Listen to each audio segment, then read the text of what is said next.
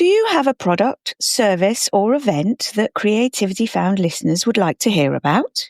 For an affordable, pre-agreed fee, I will record for you a short piece of promotional audio that can be added to the beginning of or partway through every episode of Creativity Found for a fixed period of time. Contact Claire at creativityfound.co.uk to book your slot, or use the link in the show notes to book a call with me.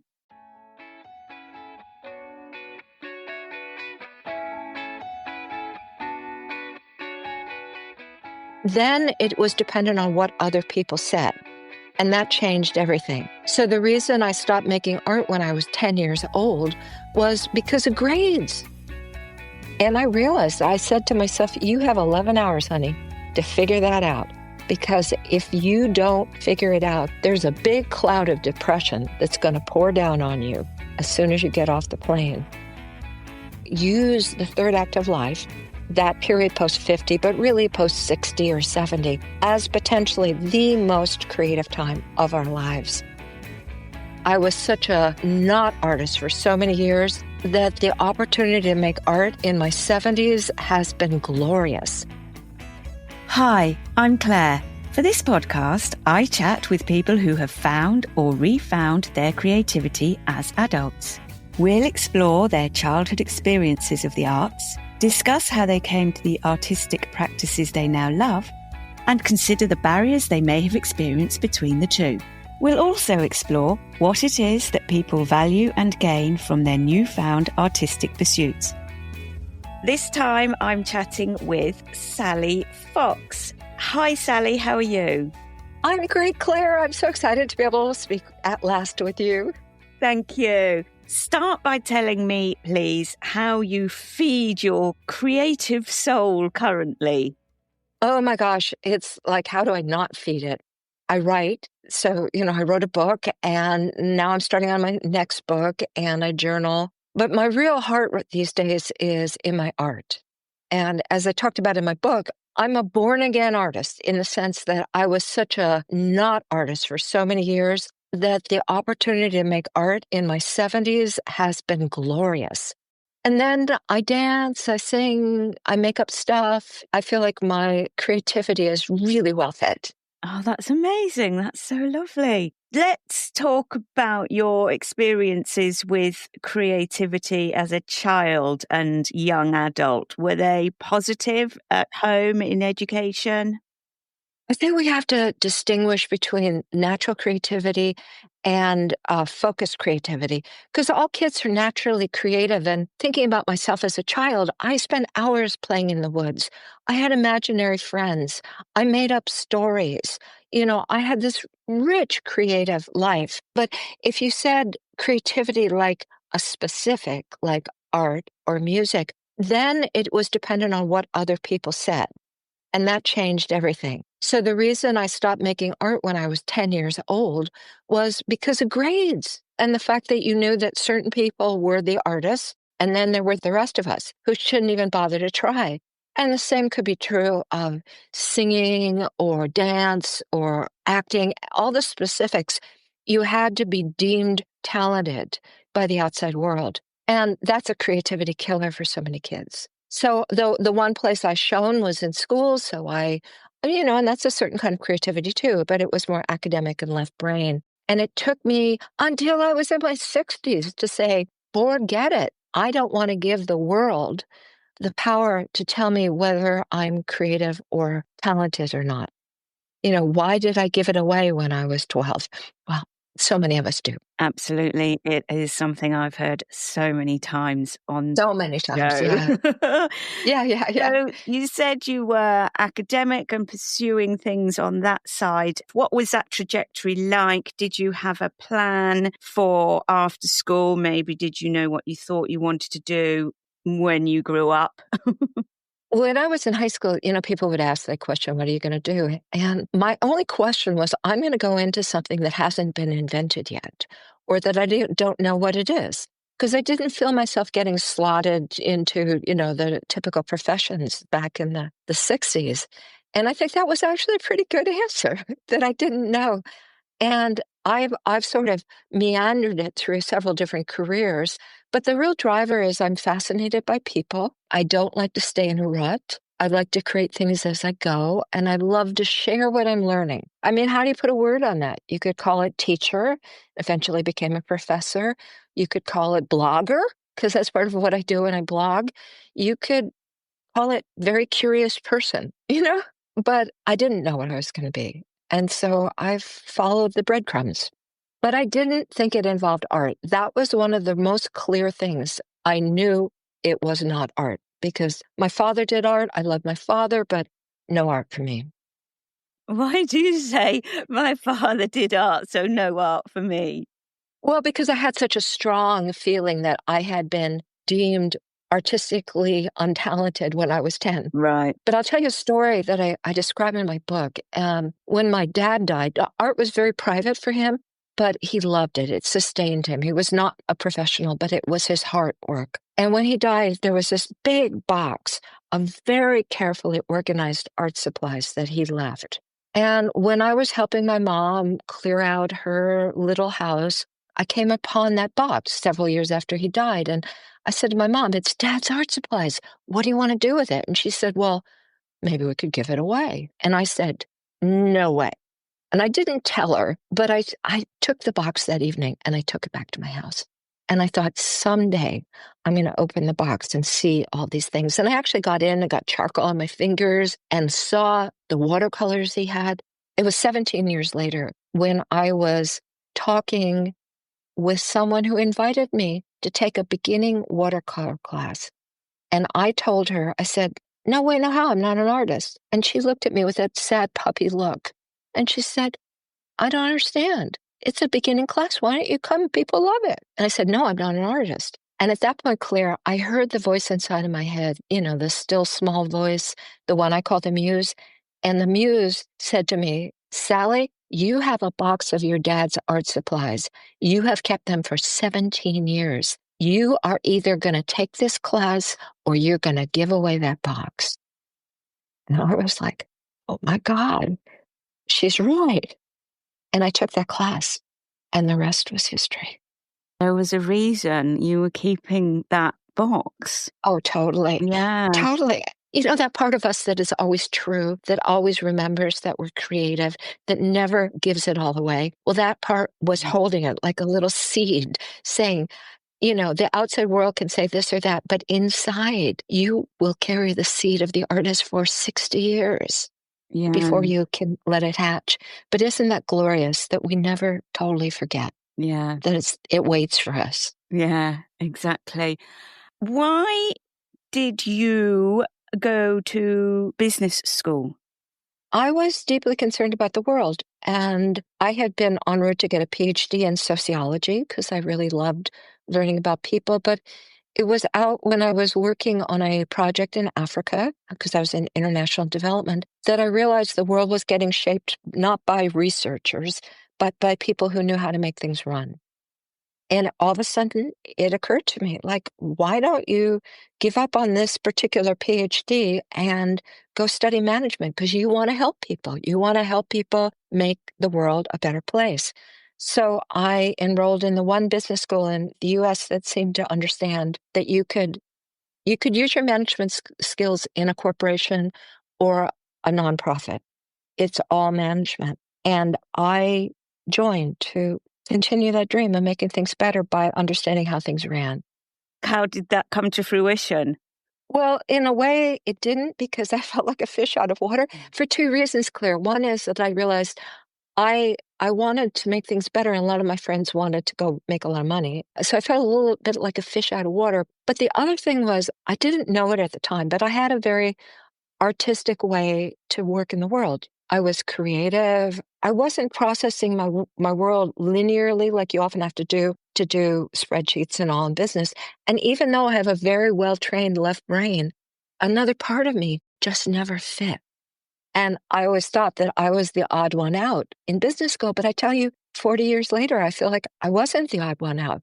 I actually was different. And so I'm grateful I went to business school, because now I do have a well-developed left brain, and I can use that in support of whatever I want. But I also honor the parts of me that are interested in mystery, that are interested in what we don't know, what we sense, what wants to come through us that we can't even put into words. That was always part of who I was. And now I get to be that. So how did you then fit into the working world, and what roles were you taking on, and were they satisfying? I was working in a company and I ended up actually quitting, which was amazing because I didn't approve of their ethics and they didn't know where they were going. So I went cold turkey and became a consultant, which was ridiculous to think about. But through that, I backdoored into teaching management and leadership. And I found one of my true callings, which was to teach. And then I was teaching in a small university in Seattle, teaching management. And I had the opportunity to develop a graduate program in leadership. And so leadership became my shtick. And this is just for us. I could not say these words back then, but for me, leadership was as close as I could come in a business context to teaching people about their soul development, to helping them be authentically themselves, help them answer the questions of who am I in the world. So I found in a sneaky kind of way, my way into a helping profession that gave people access to their own spirit, And I feel like I'm still doing it now, but I call it creativity coaching. In the management world, one of the words that people understand is leadership development. You want people who lead. But my vision was you always lead from within. So leadership could be soul development. And for me, that's what it was. And so that's what I did. I helped people find out how they wanted to express themselves in the world. In the corporate context, I could call it leadership. In my life now, I call it creativity coaching. I love sharing my guests' stories with you.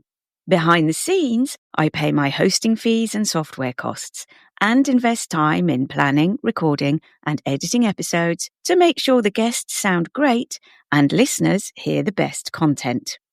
If you'd like to help me out with some financial support for Creativity Found, you can make a one-off payment or start a subscription from as little as £1 or $1, or as much as you'd like, by visiting buymeacoffee.com/creativityfound. There is, of course, a link in the show notes. Now, you've told me about an experience that you had on a flight back from Japan. Yeah. When was this, and what was the experience, and how did it affect you going forward? Well, I was 53 and I was a leadership consultant and I was going to Japan to teach leadership. And I did it over a period of 10 weeks, over 3 years. And I fell in love with Japan because although they're very efficient, there's this amazing aesthetic that I fell in love with, especially in the Japanese gardens, where I would sit and I would consume beauty like I was ravenous. And I had never seen anything as beautiful as those gardens. So when I was on the plane going back, I had had this amazing experience. I was full of beauty. And then I thought, well, here I'm going back to my work and I'm going to be working till 10 o'clock every night. I used to think I love it. I love my husband and some other things, but where am I going to find beauty? Where am I going to find that sort of soul renewing place? And I realized, I said to myself, you have 11 hours, honey, to figure that out. Because if you don't figure it out, there's a big cloud of depression that's going to pour down on you as soon as you get off the plane. So it was one of those moments in life where you talk tough to yourself. And so it was 10 hours into that flight. And I've been thinking a lot where I realized that the answer wasn't going to come from a vision statement or a mission statement or even in words. It needed to be an image or sensual. And at that moment, I began to have this whole flurry of images come through me until one landed. And that image was peonies. And all of a sudden, it was like I saw my life in a flower. And I realized that peonies, and I barely knew the flower, was like a call to beauty. It was a call to sensuality. It was a call to pleasure. And just on the other side of that, it was the road to creativity, because I didn't want to just absorb beauty. I wanted to create it. So the moment I got off that plane, I realized the muse, even though I didn't use that word at the time, I had been given a gift. And the only way I could fulfill on it was to start creating almost the moment I hit the ground. So I did. I just said, I don't care what I do. Read The Artist's Way, start doodling, anything that would fulfill on the promise of moving forward into this new life of creative expression. So that was 20 years ago. And I tell you, Claire, I haven't stopped. I was so profoundly moved. How did that change the trajectory of the rest of your life? Yeah. Well, I started to do things. And one of the ways I loved to create was I loved performing and presenting and speaking. That's just like my happy place. So I started doing improv and I started writing, and I discovered that a lot of what I loved was telling stories. And I started doing that, and I started writing them. And I also coached people, because a lot of times in business, people are way too boring because they don't know how to tell a good story. So I worked professionally for a few years coaching organizational storytelling. That was my beat. I was moving leadership development to organizational storytelling. And then I realized I had a story and I needed to tell it. So then that took me into my work of becoming a writer. So I hadn't ever seen myself as a writer. And at about 60, I became a writer. I started writing a regular blog. I still do. I started writing magazine articles, still do. And I started writing a book that then came to fruition last year. And tell me about the book. It's about the journey that you and I are talking about how to use the third act of life, that period post 50, but really post 60 or 70, as potentially the most creative time of our lives. But instead of just telling people that, because I'm a storyteller, I wanted to show them that by going through some of the things that had shaped me post 50 and had really solidified the sense that creative expression is probably one of the most important things that we can do to keep ourselves going, to really fill our spirits and increase our life. You know, it's both. It's a physical thing, but it's also emotional, spiritual thing. And so I wrote how I came of age into my own spiritual creative path.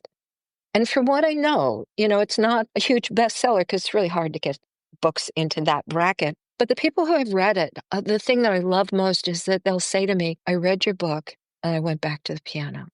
I read your book and I decided I have to return to art. It was actually moving people more than if I had told them how great this could be. They felt my journey and they wanted it too. So that's been priceless. I am so happy. And I'm still on a quest because I feel like the world's pretty hard this year. And it was last year. We're in a mess. We are totally in a mess. And for those of us who can acknowledge that and still find joy by going out to our studios, taking time writing, playing with our scrapbooks, it doesn't really matter what the medium is. What matters is that we give ourselves space to do what's calling us. Yeah. So tell me about the painting then, because it's a big thing, painting. Painting is a big thing. My watercolor teacher, I had to stop classes because of the pandemic, but I fell in love with how watercolor drips across a page. And she would always say, well, when are you going to paint something? And I said, I just did. You know, this is gorgeous. Rose madder is moving into this beautiful yellow gamboge. And it's so gorgeous. And she'd be like, but where's the flower? And I go, no. And then I went over and started some online classes working with a teacher who does abstract work. And I also played with a teacher in Italy who didn't care at all whether it was representational, as long as it was coming from myself. And abstract acrylics are my happy place, and collage, because I don't have to represent things. I am still a very beginning drawer. I don't think that's my strength, but I love color and I love form and I love movement. So my abstracts are full of that. And I had 3 small shows last year, which is totally amazing for a girl who just started painting, you know, several years before that and had never wanted to do that. So I love it. Like you can just go into a world of curiosity to explore what's going to happen with the painting, to let yourself be in your left brain, to not have to do it perfectly. And acrylics are great because if they're not good enough for your inspiration, you just paint over them. Yeah. How does, I'm going to get really boring now. How does the day-to-day life of, you doing these things, how does your life look Yeah. on a day-to-day basis? Well, every day is different and every day is overfull. And I don't have the energy that I did, 20 years ago, alas. So I'll get up and I have a horse and I have to feed the horse. I have to muck the paddock and I have to feed the dogs. And I take care of my husband because I love to have coffee with him in the morning. But before I do that, if I can, I will meditate. And there's this online program called 750 Words that lets you do what Julia Cameron suggested of writing 3 pages. You do it online. She wouldn't like that, but that doesn't matter. I find it great to know that I've written. In the morning, I may have administrative work to do. I may have client work to do. I adore coaching. I love to speak, so I may be giving a talk or preparing a talk, preparing what I'm going to teach. My body, I have to deal with severe osteoporosis, so I'm on a roll to get stronger. So I go dancing or I go to the gym and do senior fitness, which sounds very uncreative, but we got to be fit, and you can hum while you lift weights. So it's all good. I write a weekly blog, and I put a lot of time into that. And then occasionally I podcast. Oh no, and I have a radio show. So I interview people every week. And I have a horse I need to ride, and I need to, walk and dance and see my husband and play with the dogs. And then if I can, I'll go out to the studio for an hour, hour and a half, whatever I get. Yeah, no, I was going to ask about that bit because that bit was missing. Yeah, I try and go in the studio every day. I don't always make it. And sometimes I'll just give myself a half a day, out there on a weekend. And I am so happy. It's just like going into altered space. It's my happy place. No matter what I create, I'm happy Perfect. out there. Generally, do you have any plans or aspirations for things you might like to explore in the future? I think my biggest exploration is how to take what I'm discovering and make it useful, not boring to people. Like how to take this whole ephemeral world of creativity and art and look at it from both the possibility of expression and inner growth, and also the possibility of how do you do it in a very busy life? How do you keep that drive, that momentum, that excitement? And how do you get better? And that's a tricky question because, I had this left brain training. I can be very critical, competitive, and comparative. And I also know that kills my art. How do I improve my art without going down the chute into judging it? That's a major question that people like me have to grapple with, How do I do that and keep the spirit alive? Sally, tell me how people can connect with you, by which all of the things, the blog, the book, the coaching, everything. How can anybody get in touch to talk with you about any of those aspects? Oh, thanks for asking. The easiest place is my website, which is called Engaging Presence. It's PRESENCE, all one word, engagingpresence.com, because they're going to find the blog. They can find many of my podcasts, and please sign up for that blog because I'm always coming up with new stuff. It's not very promotional. People really like it. So I'm very proud of it. And there's a page that talks about my book, which is available in the UK on Amazon. It's available in the States, and there's some Amazon alternatives that people can go to. And I think that the book, for those listeners who are in that bracket of beyond 55 or so, and looking for what gives joy and meaning to their lives, I hope it will give them some ideas. What's the name of the book? Meeting the Muse After Midlife, a journey to meaning, creativity, and joy. And it's about how I actually met a muse and what has come of that. Beautiful. Thank you so much, Sally. It's been lovely to chat with you. Thank you, Claire. You have a wonderful show. It is so timely and relevant for so many of us. And thank you for including me. Oh, you're very welcome. Thank you. I hope you enjoyed this episode. If you did, perhaps you'd like to financially contribute to future episodes at buymeacoffee.com/creativityfound. There's a link in the show notes. If you are listening on a value for value enabled app, such as Fountain, True Fans, or Podcast Guru, feel free to send a few sats my way. And if you have no idea of what I'm talking about, you can find out more by listening to my sister podcast called Podcasting 2.0 in Practice.